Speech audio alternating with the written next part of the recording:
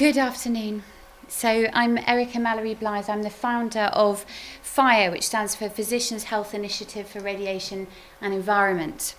And I've been asked to come and talk about protecting children's health in school, particularly with a focus on the use of non-ionising radiation. I sit on a number of different international boards and advisory groups.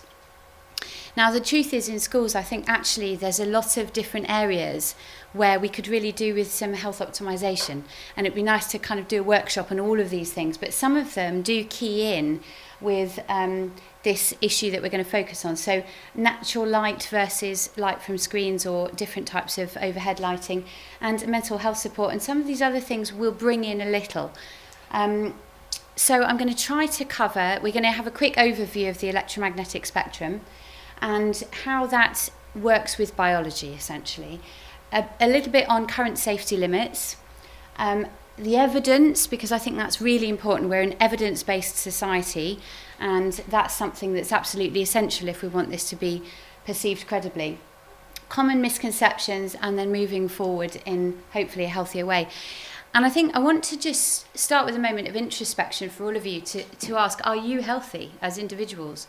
Because I'm really concerned that culturally, here in the UK, we have come to tolerate a certain level of ill health as being perfectly normal, and that we're teaching our children that. And it's one thing to make decisions about dismissing ill health ourselves, but to do that for our kids is quite another story. And I'm concerned that we have somewhat of an epidemic of kids who have a lot of different subtle problems, whether they're not sleeping or they have behavioural problems.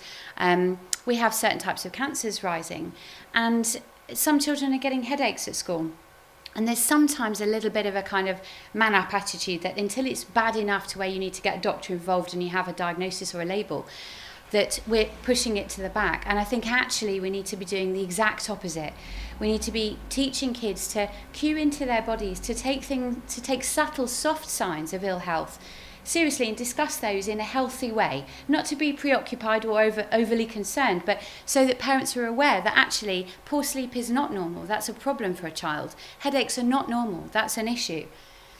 So with that in mind, I'm going to talk about some of the changes in modern society and modern schools and how I think those are affecting health.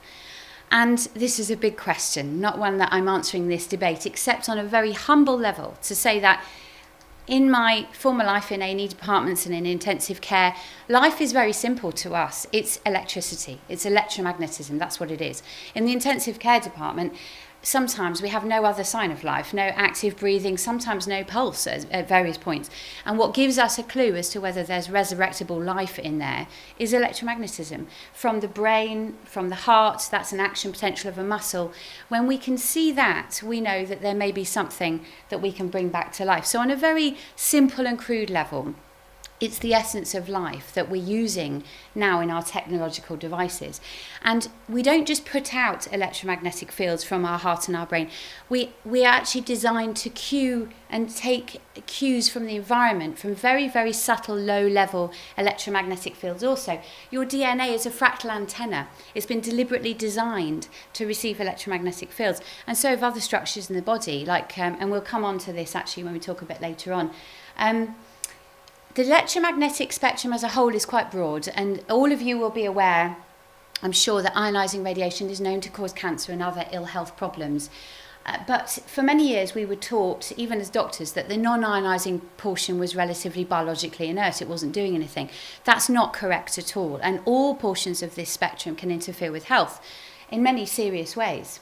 We're going to focus here in this talk about the radio frequency, and this actually envelops microwaves. So all of the radio communication device frequencies, and you'll be familiar with all of these apparatus that we're using so prolifically, and more that are coming on the market on literally a daily basis, including things like wearables for newborns. I've got some frustrations because there's a lot of debate going on about this at the moment, especially with the rollout of 5G. And so I've been asked to do interviews in the media, on the radio and in newspapers, and they always present the oppositional view, which is quite healthy and quite correct. But at the moment, that oppositional viewpoint is saying things like, don't worry about radio waves, they're the same as sunlight. And that's scientifically ludicrous. there are so many differences, but a GCSE physics student can tell you, well, sunlight doesn't pass, the visible portion doesn't pass through a wall, radio waves do. There's a lot of profound differences between those parts of the spectrum. All of the different parts have a lot of differences in terms of how they interact with biology. But the other thing that they'll often say is, don't worry about radio waves because they've always been in our environment. They were here before man evolved. And there's some truth in that, but it's a gross distortion of reality. So we have created intensities of RF radiation that are a billion times higher than natural background levels. That's technically a quintillion. So the intensity is dramatically different. But in addition to that, you can see this natural radio quiet zone that happened at around 1 gigahertz. That's in green there. And we filled in with anthropogenic or man-made fields that exact area that was naturally a radio quiet zone. That's, you can see in over the years and up to 2010 in red, and that's the area that we're continuing to fill in with new technologies. So the intensity is dramatically different, and the frequency ranges are really quite different to background radiation. And not only that, but this has happened incredibly fast. In evolutionary terms, this has happened in the blink of an eye or beat of a heart. It's happened in my lifetime and continues to rise exponentially. Now, medicine, we're often honest enough to say that a lot of the new procedures that are introduced, we can't say those are safe until they've really seen out not just one generation, but several, and been properly, and this is very important, properly analysed in an experimental capacity. But you would all expect, and everyone does, I expected this at the beginning of my journey, that we have safety limits that make sense that are in place to protect us. Unfortunately, that is not true here in the UK. Some would argue it's not true anywhere at the moment globally. What we use here in the UK are called the ICNIRP guidelines. They were devised in the 90s to protect against tissue heating, to protect against thermal effects, actual heating of cells. They do not protect against the copiously documented low-intensity exposures. And don't take my word for that. This is the United States Environmental Protection Agency pointing out in the last line here, this generalization that these guidelines protect against all health effects is not justified. And many countries have taken a more responsible approach to this information than us. And you can see us unforgivably with the most relaxed standards on the planet, and all of these other countries with safety limits that are orders of magnitude below ours. Now, we've become a little bit mechanism obsessed, is the truth. I mentioned that I sort of grew up, if you like, in medically and evidence-based society, which I did, and I full-heartedly support that. Of course we need evidence for our approaches in medicine, but what we mustn't do is, if we think A causes B and we have really good robust information that demonstrates that, we mustn't let a lack of understanding of every single step between A and B stop us from giving sensible public health advice. That's happened before with other environmental toxins, and it's exactly what's happening now. But don't let me confuse you into thinking there aren't legitimate mechanisms, because there absolutely are. And these have increased a lot over the last decade or so. These are some of the mechanisms. Induction of reactive oxygen species. That's something called oxidative stress, which causes damaging, aging, degeneration of cells. Altered calcium handling, and I'll expand on that a little in a moment. Alteration of gene expression, DNA damage via both genetic and epigenetic routes, inhibition of DNA repair. The other thing that's being said on the radio a lot is, don't worry, because non-ionising radiation, if it can't ionise, it can't do damage at all. Again, scientifically utterly incorrect, as evidenced by thousands of peer-reviewed published papers. This is just one mechanism of likely many that are all taking place simultaneously. But this is the work of Professor Martin Pall, and one of the reasons that I've gravitated towards it and I use it is because it's actually quite an easy one to explain. All doctors understand this because we're all taught heavily about the voltage-gated calcium channels that sit in the cell membrane. They're really important in terms of messaging and cascades into systemic behaviour. And these fields can open up these calcium channels and allow calcium to influx into the cell in higher concentrations than it should be. And this sets up a cycle of what we call nitrosative stress. It's a type of the oxidative damage I talked to you at the beginning about. Now, this is very strong in the literature. This is the other reason I'm citing this mechanism, is when you look at reviews, when you look at large numbers of papers, if you look at papers that are searching for the effect of oxidative stress from EMF, you see a very high percentage that say, yes, we're seeing it. Often in excess of 90%, sometimes over 80%, but lots of different reviews all showing very high proportion of the literature. And this just happens to be from the Lancet, a colleague of mine, Prubandara, at ORSA, which is one of the groups I'm an advisor for. And some key points from this again show this is 89, and that's out of 300 studies, so really nice, strong evidence base. And this is from the Bioinitiative report. I'm going to speak about them again in a moment, but they're an independent working group who have deliberately been set up to, independently from industry, analyse very large quantities of literature. And they've looked at many thousands of studies. It was at about 5,000 when I asked them in 2016, I think, and it's gone on since then. But again, finding a very high proportion of positive studies looking at oxidative stress. Now, the thing with oxidative stress is because it affects cells, if it affects multiple different cell types, that means it's obviously going to affect multiple different systems. So we know that there's a very high concentration of symptoms in the central nervous system, all of these and many more. And if you mess with your central nervous system, that can have knock-on effects on all your other systems. But in addition to that, there are some direct effects on those systems as well. And I'm talking here about problems with hormonal disruption, immune suppression, reproductive impairment, the list goes on. So lots of different areas of your body are going to be affected. And if you've got different cell types and then different systems, I'm going up the levels, that's obviously going to lead you to different endpoints in terms of disease. Now, all of these are linked with oxidative stress in general, but then to bring that a bit more focused into the EMF literature, all of these have been linked with electromagnetic field exposure. And when I first put this slide together, loosely speaking, I arranged diseases on this side that were more common in older populations perhaps, and then ones on the left more likely in kids. And what's really sad for me is that I've watched these moving into younger and younger age groups. Dementias in young people, in middle-aged people sometimes. And cancer, migraines, depression, insomnia, sensitivity in our young people, in our children, escalating. And I'll show you some evidence of that in a moment. So we've talked about general literature reviews focused on oxidative stress. But to broaden that and just give you a broad brush approach, there are tens of thousands of research papers in general looking at EMF, but they're not all going to be relevant to your specific questions. That's a very big database. Of course, there's inconsistency. Of course, not every single paper conducted shows harm. Biological systems are not linear. They don't behave in a predictable way. And when you're looking at lots of different endpoints and health effects, some of them are going to show nothing. Obviously, the ones that you care about are the ones that show something. Loosely speaking, when you look at the effects that you think should be related, the majority demonstrate harm. Oxidative stress is one of the more extreme examples of that. And this is a study by Henry Lai. I'll show you this because some years ago now, he did a broad search, and this one was looking at cell phone use, and showed that, roughly speaking, nearly 70% of studies showed harm from cell phone use. But what was really interesting is if you looked only at industry-funded literature, these figures were turned on their heads, and about 70% showed no harm. Now, in courts of law, industry-funded literature have not been accepted. So we really shouldn't be looking at biased literature. We worked out during issues with pharmacological testing that it's not sensible to allow industry-funded literature into the discussion.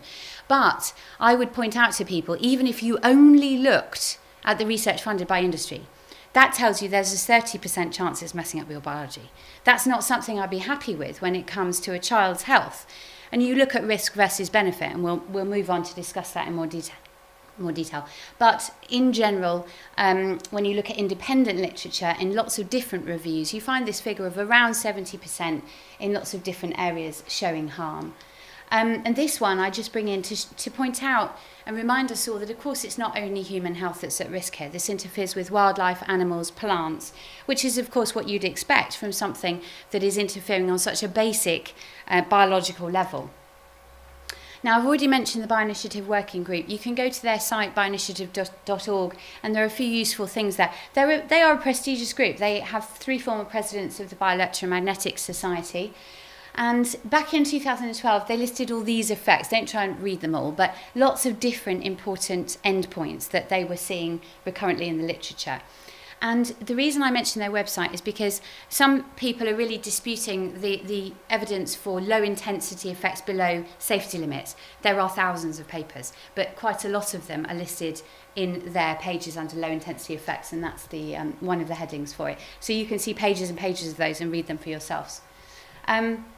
Now in 2014, in their update there, they made a very specific comment that wireless laptops and other devices shouldn't be used in schools. I wholeheartedly agree with that, and the evidence for that has done nothing but get stronger and stronger. And they point out sensitive populations include children and include those with electromagnetic hypersensitivity, and the truth is there are many others. A certain number of people in this room are highly likely to fall into one category or another in terms of being particularly vulnerable. And this is part of the 2019 update, so a great group because they keep reviewing new literature. And this is just a broad brush look. In red, these are positive studies, effect versus no effect in blue. This is including some extremely low frequencies as well, but even just the RF ones, this is looking at DNA damage, the cometastases and oxidative effects, and you can see quite a dramatic preponderance of effect papers versus no effect. And just to summarise that, looking at neurological effects, because I was talking about those earlier, 72% showed effects to neurology. Now, this is really important, but has been massively brushed under the carpet here in the UK. RF was designated as a Group 2B possible human carcinogen back in 2011. And one of the things that held it back, there were people within that panel, it was nearly unanimous that it was designated like that, but in general, if people differed, they were saying it should have been a higher category. The reason it wasn't a higher category was, at the time, felt to be because of two issues: lack of mechanistic data, which is now filled in very nicely, but lack of animal data. Because the data this was based on was looking already at human studies. We had already shown actually humans get a higher rate of certain types of brain tumours when they've used a cell phone for longer. That's what gave it this designation. But to get a higher category, they needed to reproduce those cancers in animals. Now, only a year later, the same group, the WHO, said, we're predicting a tidal wave of cancers. And there were these question marks everywhere. What on earth could be causing that? And there's a common sense theme lost here. It was quite astounding for all of us who were working in the subject to hear these groups going, my goodness, why are we seeing more cancers? I'm not saying that all of those are caused by this, but shouldn't we at least be properly assessing that link? And the answer is being assessed, but not on the level that you would have hoped for. And at the same time, now as the years rolled on here, 2018, last year, the CDC saying we're seeing these rises in paediatric tumours, renal, hepatic, thyroid. Again, they won't necessarily all be caused by this, but there is credible literature on all of these cancer types. Now, in this country, another thing that's misinformation that I've heard a lot is, well, if cell phones were really causing brain tumours, we'd be seeing rises in brain tumours, and we're not. Now, that's wrong on two different counts. Firstly, we wouldn't necessarily expect to see the rises now, certainly not dramatically, because there can be decades from exposure to the manifestation of cancer. We all know that from loads of other carcinogens. But in addition to that, if you look at the tumour types that are directly linked, that were used for the classification of it as a Group 2B, that was glioblastoma multiforme. Unfortunately, that's a type of tumour that's usually rapidly fatal within 5 years. We don't have a cure for it. And that is the tumour type that is rising. It's rising in young people. So this is from the National Office of Statistics, Alistair Phillipson, Dennis Henshaw. This is on UK-based figures. The other thing that's said a lot is, well, you don't need to worry about it because the risk isn't nearly as high as X-rays or smoking. Now, GBM is quite a rare tumour, that's true. And if that was the only health effect, perhaps people would feel a bit less anxious. But that's really the tip of the iceberg when we look at different types of health effects. But it's also not the only tumour type. I'm going to talk about this statement a little bit more now. Right now, this is classified as less than X-rays and smoking, but that was quite a few years ago. Now, only in 2013, 2 years after the designation, Leonard Hardell and colleagues, he's a scientist who's done a huge amount of work on looking at brain tumours, and his studies were found to be very high methodology, which is why they were used by the International Agency for Research on Cancer to designate it as a Group 2B.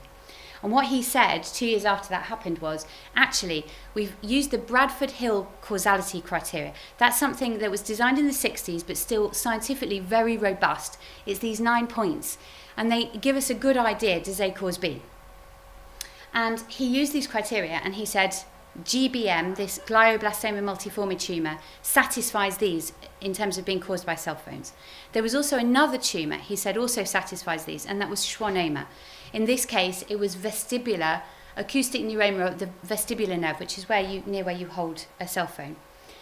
They are generally benign in humans, but we've kind of moved away in neurosurgery from talking about benign and malignant lesions, because in your brain everything can kill you if it's growing, because it's a certain sized box. So they're still important tumours, and he found both of those were causal. And so he published then, this should be upgraded to a group 1 known human carcinogen. That would have put it in the same category as smoking X-rays and asbestos. So that was in 2013. Now, as I said, what held it back was lack of animal data, one of the big things. That is now here. Last year, the 2 largest animal studies ever conducted looking at RF radiation were published. The first one was this, the National Toxicology Program in the US. Now, massively well-funded study with a classical design to be relevant to human health. I've heard this criticised for a variety of unscientific reasons, but one is that it was done on rats. And I'm like, yeah, that's how all your drugs are tested. It's how food additives are tested, because it is of relevance to human health. If it wasn't, how could we possibly justify it the way that we're doing animal testing? In addition to that, they've said that there were high intensities used. Now, again, that is classical methodology, because you have to test it to the highest user, don't you? And actually, some of the intensity brackets were absolutely what you could experience as a high-end mobile phone user, so they were certainly relevant. And what they found was clear evidence, I quote from their peer review panel, clear evidence of heart schwannoma, nerve sheath tumour, like the one that people get in the ear from a cell phone. This time in the hearts of animals, they weren't using phones like this. They had a whole body exposure, and brain glioma. So that's the other type of tumour that we found in humans. Some evidence, not as statistically significant. And then with less significance, all of these other tumours. And this is not the only study. This is one of the biggest studies. But there had been a whole load of animal studies looking at DNA damage and cancer way before this. Now, for those who weren't convinced by the fact that there was quite high intensities used, although it's validated methodology, they can't argue their way out of the next study that was published. So this is another very large-scale animal study. This was using very low intensity RF radiation, like the kind you would get from a mobile phone base station exposure. Not a phone to the head or close to the body, but in the distance. And they found the same tumour types again. They found schwannoma of the heart, and it was malignant, by the way, in these animals. It wasn't benign. It was a malignant type of schwannoma. And they found with lower, it didn't become statistically significant, but they did see glioma as well. And on the basis of their findings, they said these are consistent, they reinforce the results of the NTP, and they've called for re-evaluation.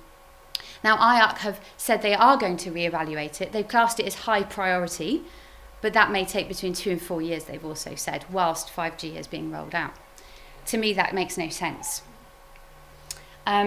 And it's no surprise that this that was published last year, I believe, by Anthony Miller, David Davis, Lloyd Morgan et al., this paper is once again, on the basis of those studies, calling for this to be reclassified as a group 1. There are some scientists, experts calling for it to be group 1, some calling it for it to be group A, but the 2A. But the truth is, even if it was only a 2A, even if they held it back from a group 1, 2A substances are not, to my knowledge, allowed in schools. Now, I've talked quite a lot about certain types of tumours, but when I said there's evidence for other types, some women have a practice of keeping the cell phone in their bra. Some young girls and boys are keeping cell phones in their blazer pockets. And unfortunately, Surgeon John West in the States has published a couple of papers now explaining that he's seeing breast tumours directly behind mobile phones that are carried in bras, and desperately asking people to stop that practice. It will say in your manual, don't carry this on your body. It should always be a certain number of millimetres from your body, but that's in fine print, and most people do not know that. Now, if we're focusing on kids here, the other thing we need to embrace is we need to think, well, We've talked here about cancers that were found, in lots of different age groups, but what else is killing our kids? And brain tumours are certainly up there and increasing. They've overtaken leukemia as the leading cause of cancer death in kids. But the other thing, which is rapidly escalating, that you all know about because it's been all over the press, is that sadness is killing our kids. They are dying at rates of suicide that we have never seen before. So we have to now start considering depression or mood disturbance as potentially a terminal illness in this group for some of those children. And if there is any chance at all that could be reasonably linked with these exposures, again, everyone's questioning, why is this happening? If it can be reasonably linked with this, we have to take that incredibly seriously. And the answer is it can. This is just one paper. And the reason I've included this is because it happens to key in with the mechanism I told you about. So this again is from Professor Martin Pall, explaining how this alteration, this abnormal gating of the voltage-gated calcium channels can lead to neuropsychiatric effects. Now, when he lists those, yes, depression is one of them, but actually headache, dizziness, demographism, dysesthesias, these are sleep disturbance, very important. These are also signs of electromagnetic hypersensitivity. That is what he's describing here. Now, the literature, scientifically, on EHS, as it's called, is actually immensely strong. It's not getting into the medical doctor forum. So doctors in this country are not properly educated on this condition. It's been proven in double-blind provocation studies that people can sense electromagnetic fields acutely, that means fast, when they're initially exposed, when they're sensitive groups, and they get these types of symptoms, and often many more. And Wi-Fi, I've talked a lot about mobile phones. Wi-Fi is radio frequency radiation. It is also a group 2B carcinogen. It is usually lower intensity, but not always. It depends how close the device is. And we know that these low intensity effects are really important from the Ramazzini base station study and a whole load of other literature. So we mustn't forget that actually what we're talking about here is all RF exposures. It's not just phones, although there's a lot of data looking at that. Now, I've mentioned vulnerable groups, and we're here to discuss children, but I just want to mention that a lot of staff in schools will also fall into a vulnerable group, and I'm contacted very regularly by staff in various areas, but often in schools, because we see some of the highest levels of RF in schools, which is really disturbing. So that would be an occupational exposure in some ways, although it's not classified as that. And these people are approaching their employers, the school governing body often, and saying, I need to be accommodated, I'm having a negative health response. And there's a real problem here in terms of communicating it. But we'll move back to children for a moment, and I'll explain why they're vulnerable. So some children also have EHS, making them doubly vulnerable. But in addition to that, they've got thinner skulls. Now, your bone is actually a biological tissue. It's a very important one. It's not that that's just a neutral shield anyway, but it does give some protection to the delicate brain tissue beneath. And they have very thin skulls, so they get deeper penetration. I'll show you a graphic in a moment to explain that. They also have a high water content, and you'll know from when you put food in a microwave, bits like tomatoes that have a lot of water get super hot, and other bits are sometimes staying cold. And that's because water is a very efficient microwave absorber. They're smaller, they're more enveloped by these fields. Their reproductive organs and all of their other systems are still developing. So they have a lot of what we call stem cells, which are exquisitely sensitive to these kinds of radiations. And they get physically higher exposures. And I said I'd show you a graphic. You can see how the cell phone radiation penetrates so much more deeply there into the brain of a 5-year-old when compared with an adult. So bringing us back again to common sense, you might rightly be saying to yourself, hang on, if the International Agency for Research on Cancer have said, we think this might be causing cancer in humans, and children are dying now at a higher rate than ever of brain tumours, that they're escalating, then why on earth are we not being warned to restrict our children's RF use, and particularly cell phone use? Well, the truth is you are being, you just didn't know about it most likely. This is a website that's really obscure that nobody knows about, where the chief medical officer says, this is the quote from it, it's quite an industry-friendly quote, because it says they're encouraging your children to use their mobile phones less. It's interesting wording. I would say what that's saying is your children should only be using phones in emergencies. But the problem is nobody was told. Governors weren't told, parents, no head teachers. Some schools are actually designating homework on mobile phones. because they didn't know this.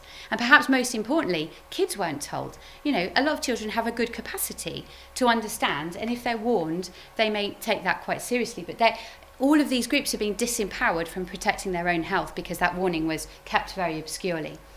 The other thing that health advisory groups are saying at the same time as they're saying probably don't use your mobile phone so much is, but don't worry about Wi-Fi, that's so weak it can't affect you. Now, I've already explained why that's not scientifically true. But to go a little bit further, the irony of this situation and the inconsistency of present advice, at the same time as giving that warning about phones, they supported the one-on-one iPad scheme. Now, an iPad or another tablet can have a higher SAR or specific absorption rate than a smartphone. And some might argue, yes, but it's okay because they're not holding it to their head. No, they're holding it to their abdominal and pelvic organs, which also have no bone shielding and have been shown to also be sensitive to this kind of radiation, particularly perhaps the reproductive system. So there's total inconsistency. The warnings currently are not scientifically based. The other thing that people will think instinctively, but I want to explain, is they might say, well, we'll move the routers away because that will help. Now, then you get lower intensity exposures from the router. But of course, that doesn't help with the actual device. They're communicating both ways. Your device is like a small router. It's sending RF out back to the router. And you can't move that away or the kid can't use it anyway. So these children are using devices very close to their body. Moving the router away doesn't change those emissions, but it might drop the intensity from the router. And the problem is, it's not as simple as being about intensity either. I've already said there are low intensity effects, but to complicate it one more level, the truth scientifically is that sometimes low intensity effects can be more substantial in terms of biological disruption than high intensity effects. This is called an intensity window. And it's where you get this enhanced biological activity in a specific intensity window that can be very low.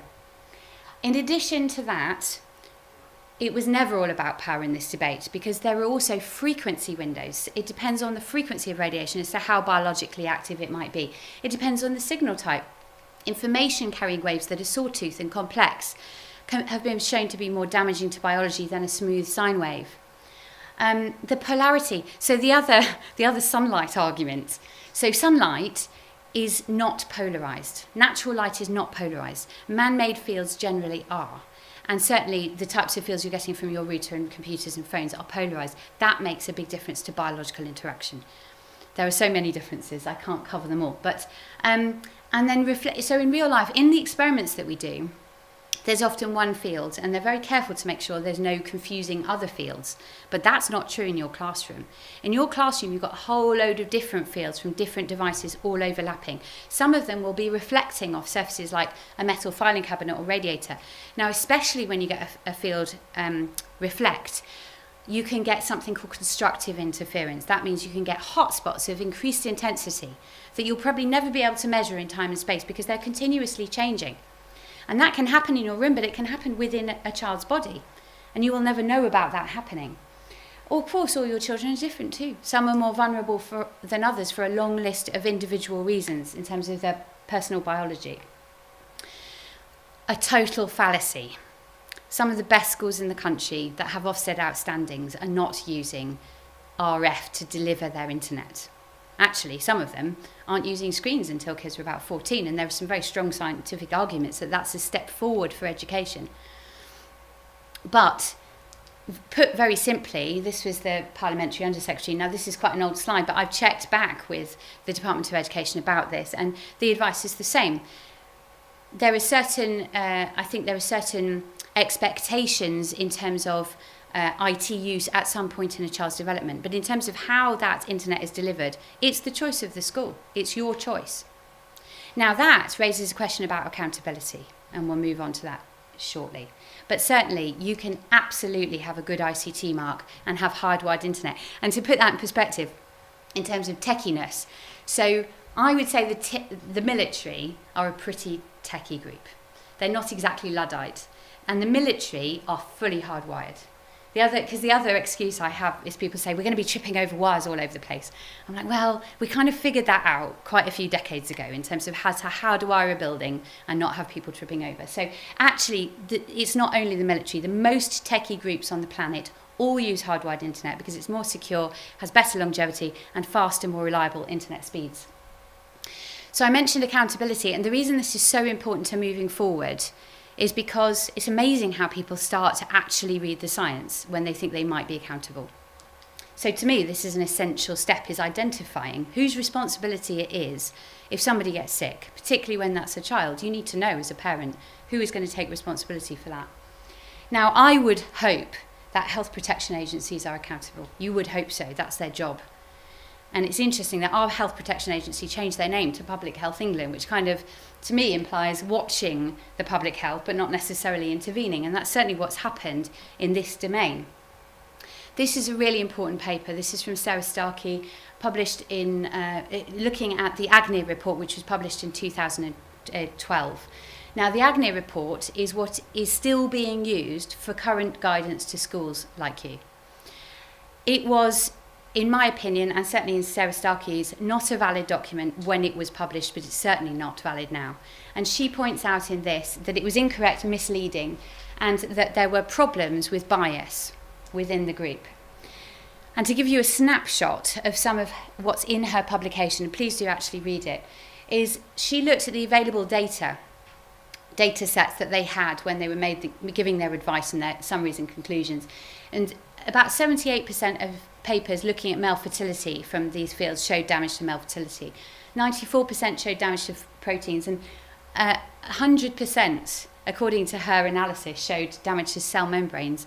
And then in their executive summary, that is all that a lot of people will read, taken together, all these studies produce no convincing evidence of health effects. I mean, this complete whitewash, which many of us would find quite shocking. Now, we've pulled out some of the stronger health effects, but those are serious issues. There are downstream effects that can have really serious health consequences. And so you question why? Why did that happen? This is a group that had a really important duty of care and responsibility, and she raises a conflict of interest that may have been the reason. The chairman of this group at the time of writing the report was also the chairman of one of the standing committees for the ICNIRP. They're the group I told you about at the beginning who wrote the current safety guidelines. So what we have here is a situation where the people who wrote the safety guidelines have been tasked with saying whether those safety guidelines are safe. That is obviously a conflict of interest. So you may look a step down when you are a bit disillusioned about the role of health authorities and say, well, actually industry should take responsibility as well. But the thing is, industry in their own way kind of have, in that they've told you very clearly they've never said it's safe. What they've actually said in lots of their literature is that it's not safe. They've got warnings all the way through your device manuals. You go home and read them. Some of them recommend a really substantial difference between your body, and I would say your fingers are your body, they're quite important, and the device. But this is all different cell phone warnings. And what is concerning, and this is the responsibility of industry where this has gone wrong. You can look this up, I won't dwell on it, but the PhoneGate scandal, which was published by Mallery in Europe, is showing that 9 out of 10 smartphones in Europe were exceeding the public safety limits when they were used in a normal way, because often we'll push them to our head when we can't hear. And that dramatically increases the intensity of use. And so they've published all this. This is easy to find on the internet, and it's also been peer-reviewed and published in this journal by Professor Gandhi. So it's no surprise with all these layers of evidence that we're seeing court cases being won for people taking various groups to court and saying, my phone caused my brain tumour, and they're winning these cases. And the problem is that then when somebody's been found accountable, who pays the compensation? And no insurance companies that I know of will cover. So I don't think any, to my knowledge, and I would love to stand corrected, I don't think any school in England is currently correctly insured. If a child develops an RF-related health effect, I don't know how that would be addressed. And that should tell you, for people who aren't scientific, and I totally appreciate it can be hard to take on board. You can't necessarily go away and digest thousands of peer-reviewed papers. But this is what these companies do as their raison d'etre. They read the literature. They have independent expert analysts looking through all the science because they don't want to insure for something that's going to turn out to be a really serious health risk. So when they fly from this like birds from a storm, that should tell you everything you need to know. This is Swiss Re, and this is a more up-to-date document. This was published this year, I think, May this year. Off the leash, 5G mobile networks. And they're just saying in this document that they're expecting health claims, especially over beyond 3 years. And we are now seeing pop up legal firms which are doing no win, no fee legal support for Wi-Fi damage cases. Getting back to accountability, I do think it's important that schools have a think about this. If it's your choice whether to use this technology, and technically, I know in many cases this isn't happening, but technically there's meant to be a risk assessment when anyone implements something new in a school. Now, there is online a risk assessment, again done by Dr. Sarah Starkey, you can look that up, and she's given an approach to how you would make that risk assessment, and the answer to that is really quite obvious. When you do the risk versus benefit on this, one of the reasons that I have been doing my best to help schools in this scenario is because there is nowhere where the playing field is more black and white. This use of radio frequency radiation in schools is of no benefit to pupils specifically. It's not of enhanced educational benefit. I'm not saying there aren't unusual individual cases, something that it enhances and makes easier, but usually with the right support you can always circumvent that. But you would need to show a massive benefit to offset risks such as GBM tumours, acoustic neuromas, infertility, depression. You would need such huge benefits. We all know that it's not that important. And we're winning cases in England. So EHS is being recognised as a disability in English courts, in both adults and children. Now, once a child is found to be disabled by EHS, there is a duty to accommodate that child in keeping with the Equalities Act. We've also got a brain tumour case progressing, and cases will continue to be won and escalate. We don't want those cases. We want to take a sensible, proactive approach to supporting kids before they're sick, not after. When it comes to safeguarding a child, we shouldn't be looking to abdicate responsibility. We shouldn't be going, well, so-and-so says it's okay, so that lets me off the hook, it's okay. Each and every one of us has a personal obligation to do a risk assessment and do what we think is really right. Now, I put this together quite a few years ago, because I guess I wanted people to think about this in common sense terms again. Parents sign consent forms all the time when their kid is going to a museum, for example. And if we're being honest here, in the medical forum, a consent form is a lot more than that. It has to be as validly reflective of the science as possible. I can't say, oh, I'm just going to take your gallbladder out, that's fine, isn't it, and sign here. I have to explain what the state of science is on that procedure and what their risk versus benefit is. That's a real consent form. Now, if we were going to do that for Wi-Fi in the school, it would look something like this.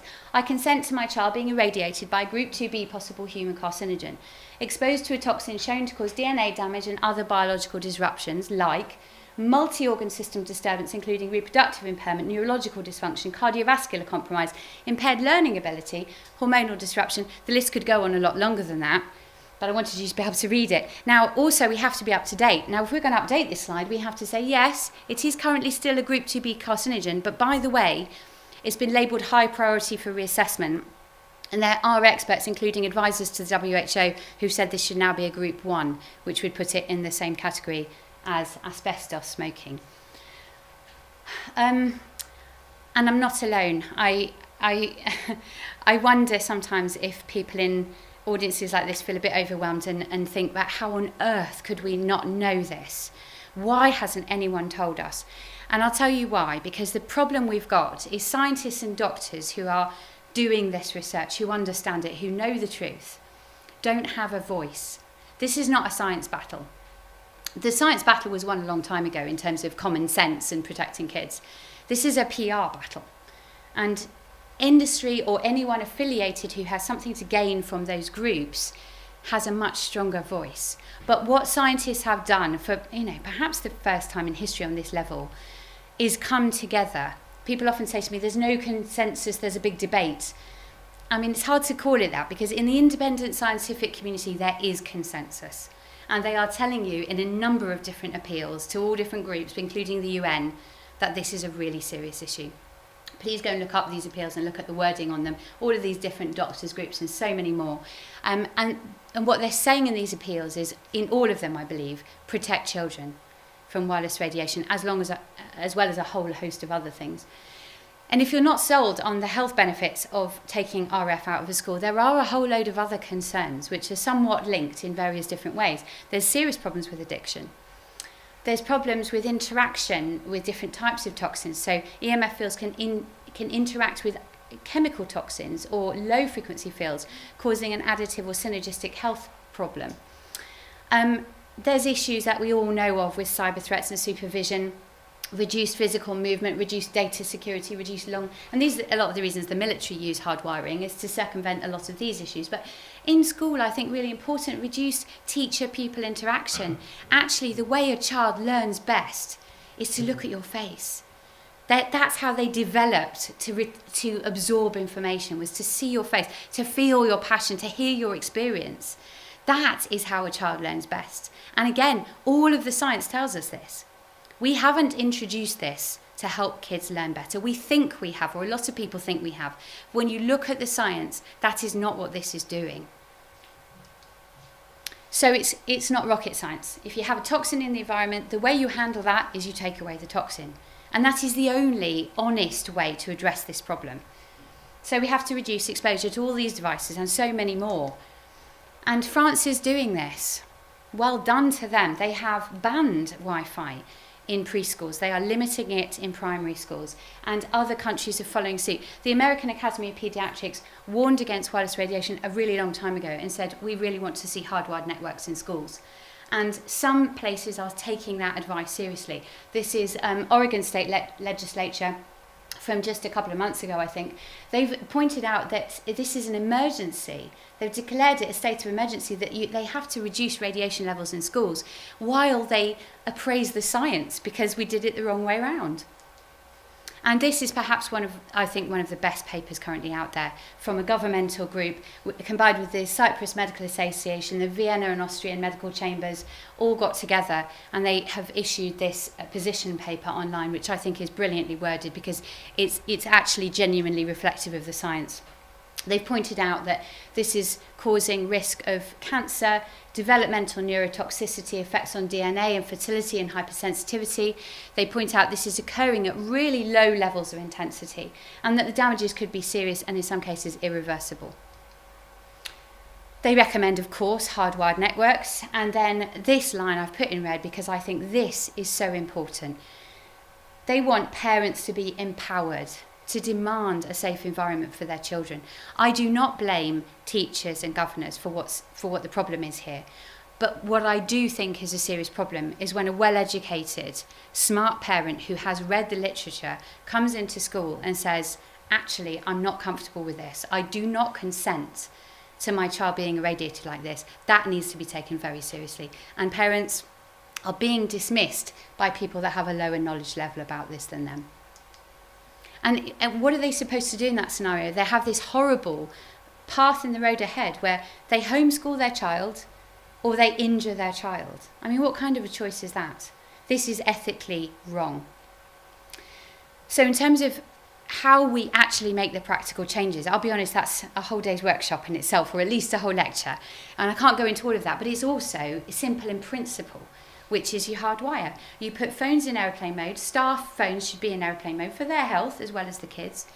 And you shouldn't necessarily need your mobile devices in school anyway. You need landlines, in multiple landlines, where people can receive important calls if they need to. Nothing wrong with that. And one thing that's really important is that schools that have done this are giving me really brilliant feedback. They're saying, actually, we thought it was going to be a pain and we feel so much better. We're not being disturbed by trivia. There's more peace in their adult working lives, as well as a better situation for the children. Disable Wi-Fi then in the control panels of your computers, and disable the Wi-Fi in the routers, and use Ethernet cables. This is what we all use, but a lot of people have forgotten that, except the military, who are doing it really well. Maybe that's because of some of the literature for biological disruption originated with the military, so they're looking after their biology as well as improved data security. Ensure grounding and reducing screen light. Again, that's actually another talk on health, but it is important. It's part of a sort of holistic approach to improving health for children. And we've talked about putting mobile phones in flight mode, but I also want to point out what people often forget, which is their landlines are often cordless. Now, for many landlines, I would say the vast majority of them, even when they are not being used at all, they are emitting, both the handset and the base station are continuously emitting RF. And there is no need for that. It's a waste of energy apart from anything else. I don't know why they were even designed like that. It doesn't make any sense at all. So really, you should have a corded phone. A conference calling phone if you want to multitask. If you feel you have to have a cordless phone, then at least a low radiation EcoDect model, which can be put in a mode where it only emits radiation when you're using it. So the highest risk is to you, the user, but the children aren't getting so much except when it's in use. So there's loads of different measures you can take to reduce exposures. But I'll be honest, again, if we're being purist, if we're being scientific about this, then reducing exposures is a little bit about allowing kids to have low-tar cigarettes, because we're saying, well, you've got less of the toxin and that's okay. And I would personally, from a medical perspective, and if I was in a court of law, I would say the only way to defensively, at this point, with the science that we have, protect children, is to totally eliminate these exposures, especially in school, so that because parents have more control of their environment outside, but they're not being given a choice here. And that means switching everything off, using flight mode, using hardwiring, and well-established alternatives. So much of this discussion in terms of risk versus benefit is about the alternatives, which are excellent, which can give a brilliant IT service. And people, again, I don't want them to feel overwhelmed, because other countries are doing this. If they can do it, so can we. Our children are not less valuable than theirs. So yes, we must follow France with mobile phone free schools, Wi-Fi free schools. Follow Russia with lower public safety limits. Follow Sweden with formal recognition of VHS as a disability, which is happening whether people like it or not. It's happening in court anyway. Follow Cyprus with brilliant government awareness campaigns to help parents understand that this is a serious, valid issue. Follow the USA with having proper paediatric statements from notable doctors' groups. Follow Italy with successful litigation. We need to start leading the way and feeling proud to be doing the right thing for our most vulnerable population. So in summary, I've presented that radiofrequency radiation can damage health at very low intensity exposures. Present safety standards are not protecting health. There are multi-systemic diseases, multi-systemic endpoints that are rising, that are relevant in public health, and especially relevant to children. One of these endpoints is cancer, but we've touched on depression and how important that is in kids as well. We've talked about the increased vulnerability and increased exposures of children, and how hardwiring is a really simple way to immediately address this problem. Accountability is evolving, and each and every person needs to think about their role in that process. And it's not just about, could you be sued? It's about, can you sleep at night? Are you doing the right thing in your position as a responsible adult? Further RF deployment is forgivably irresponsible, and that's why I'll be lecturing on 5G later on today. People often use this term, the precautionary approach, which is very important legally. I'm not moving away from that. But in real life terms, we have moved way past precaution. We had the evidence for this being toxic in the 60s and 70s. That was the time for precaution. You saw my curve at the beginning of how fast these exposures have escalated. Precaution, if it was really precaution, would have happened at the beginning of that curve, not where we are now. So now it's an emergency, not a precaution. I've put together a trifold leaflet about Wi-Fi in schools from my group FIRE. We comprise medical doctors, independent medical doctors and scientists from all over the world. And they have endorsed, the one I've done for 5G, they've endorsed that. I'm finishing this one off now. And once that's been put together and endorsed by all of our groups, we'll put that online to be downloadable as well. And I'm trying to give some really basic information to people who deserve to know it. And this is some points of action of my group FIRE. You can join this group online, and there's even a way for you to explain what your background is, because we really desperately need when I first started in this subject, I saw the opportunity for both a grassroots campaign and a sort of top-down approach, speaking to prime ministers and health authorities. And I found it interesting in my own head. I thought, which one of these is going to win, is going to actually be successful in protecting children? And the years that have rolled by, I think it's mums, dads and teachers. So please do join us, and let's all move forward to a healthier situation where we're sincerely protecting children instead of talking about it.